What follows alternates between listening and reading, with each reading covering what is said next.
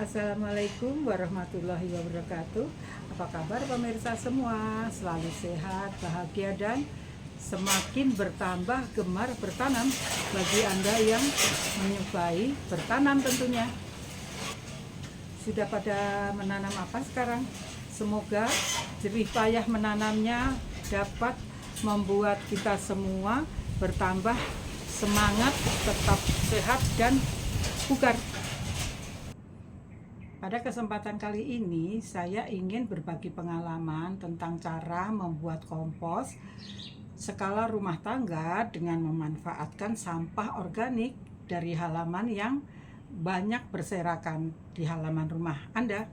Daripada dibuang, memenuhi TPST, yaitu tempat pembuangan sampah terpadu di daerah masing-masing kota Anda. Nah, sekarang saya akan menunjukkan kepada Anda bagaimana caranya saya mengumpulkan sampah-sampah itu, diletakkan di mana, lalu diapakan, bagaimana cara memfermentasikan sampah-sampah yang ada di halaman.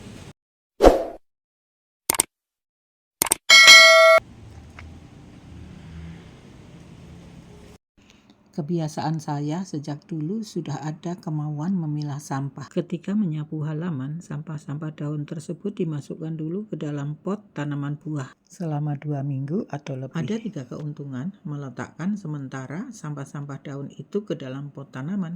Keuntungan pertama, berguna membantu mengurangi penguapan media tanam di dalam pot karena tertahan oleh sampah-sampah daun.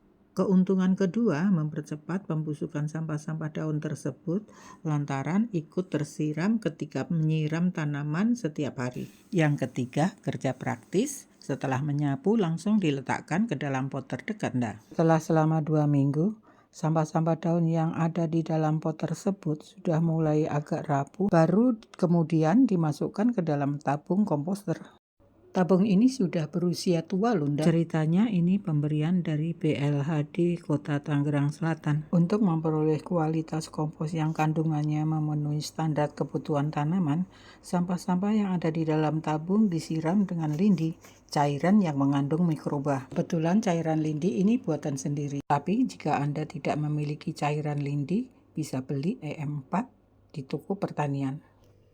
Nah, setelah fermentasi sampah berjalan sekitar 2 bulan dan warna sampah sudah menghitam, maka sampah-sampah tersebut sudah berubah menjadi kompos. Bagaimana caranya mengenali kompos yang sudah matang? Ciri-ciri kompos matang adalah adanya perubahan warna menjadi lebih gelap dari asalnya.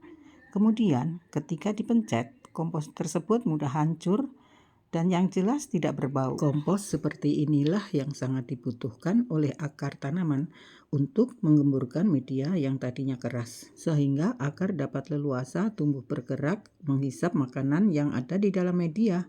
Apalagi kompos tersebut memiliki kandungan mikroba yang didapat waktu sampah terfermentasi dengan memasukkan unsur cairan mikroba. Sebenarnya kompos-kompos ini diayak tetapi karena akan digunakan sendiri, jadi tidak perlu dilakukan untuk efisien waktu dan tenaga. Setelah panen kompos, jika ingin mendapat hasil yang maksimal, kompos ini diangin-anginkan dulu lantaran ketika dikeluarkan dari tabung pengomposan masih terasa agak lembab dan kondisi kompos masih agak lengket karena kandungan air di dalam kompos tersebut masih ada.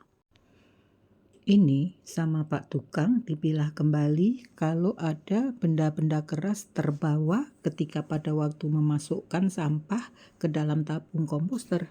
Sedangkan akar ataupun kayu yang masih belum hancur bisa dikembalikan ke dalam tabung komposter untuk fermentasi kembali bersama sampah-sampah baru nantinya. Nah, ini suasana ketika kompos matang sedang diangin-anginkan. Segala sesuatu akan memuaskan hasilnya apabila ada kemauan, kemudian ditekuni serta diniatkan. Pembuatan kompos ini sangat mudah, tidak banyak mengeluarkan tenaga.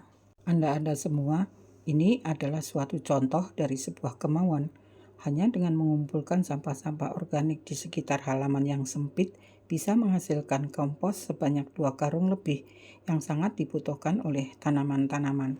Jika saja setiap rumah mau menyimpan sampah organiknya di tabung komposter untuk menghasilkan kompos sendiri, niscaya TPST, tempat pembuangan sampah terpadu, tidak akan membludak muatannya.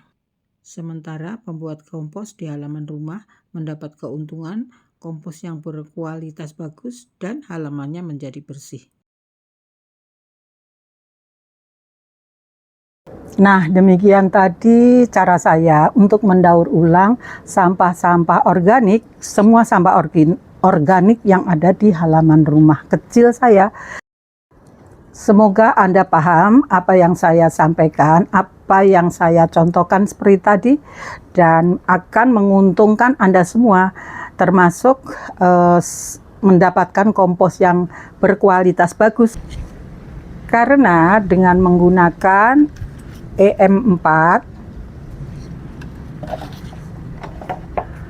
air lindi, ini buatan saya sendiri kebetulan, sebagai starter fermentasi sampah kita menjadi kompos, akan menghasilkan kompos yang bagus, maksimal, yang dibutuhkan oleh tanaman-tanaman kita. Selain itu, halaman kita jadi bersih, dan kita nggak ikut-ikutan untuk membuang sampah di TPST.